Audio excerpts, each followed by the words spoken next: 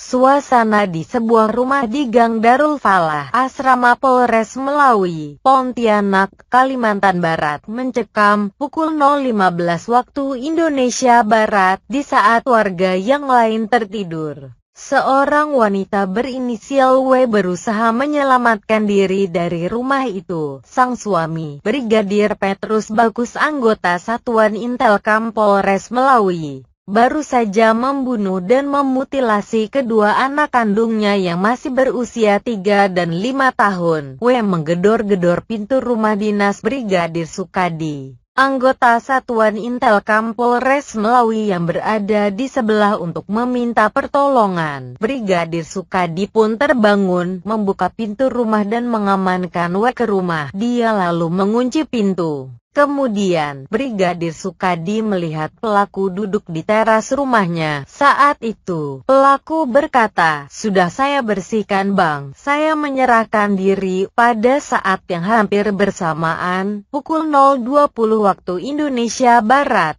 Kapolsek Menukung AKP Sofyan yang menginap di Rumdin Kasat Intelkam yang berada di samping lain rumah pelaku mendengar keributan. Kemudian, dia membangunkan Kasat Intelkam Polres Melawi.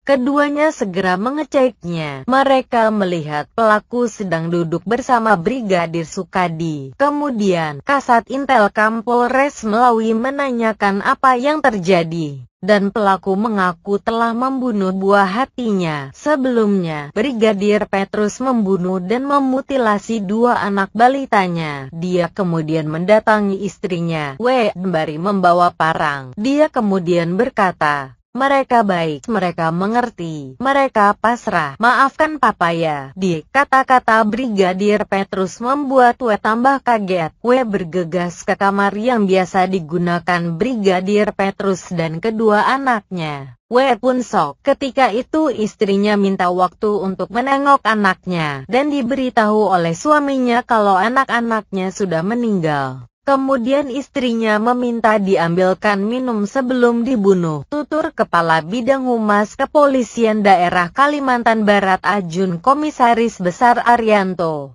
Kapolda Kalbar Brigadir Jenderal Polisi Arief Sulistianto mengatakan, berdasarkan keterangan W, Brigadir Petrus dalam seminggu terakhir ini kerap marah-marah sendiri di dalam rumah. Di rumah seperti ada makhluk halus yang mendatangi dan bercerita sering gejala skizofrenia tersebut rupanya sudah diidap Brigadir Petrus sejak berusia 4 tahun. Pada saat kecil umur 4 tahun, sering mengalami kejadian serupa dan badan terasa kedinginan, terang Arief.